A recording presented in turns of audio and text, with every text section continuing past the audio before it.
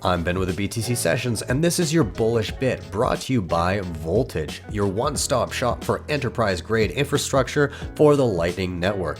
You can spin up your own Lightning node, your own BTC Pay server, or get inbound liquidity with their Flow product. Check them out now at voltage.cloud and get up and running in minutes.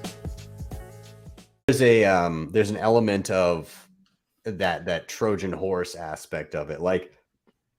Really what you need favorable legislation that gives a lot of freedom, that makes it super easy for everybody to get into Bitcoin for a period of time, to the point where if negative legislation then comes out later, it's already too late. Like for instance, like look at El Salvador.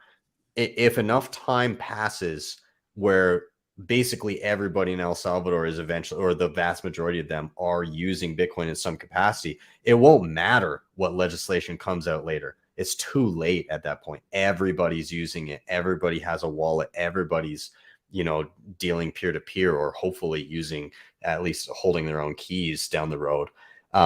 It becomes that you pushed it past a point of no return. And so I think that's kind of the impetus here, is trying to get some of that favorable legislation and get regular day-to-day people to understand things that we've been discussing here, how holding your own keys,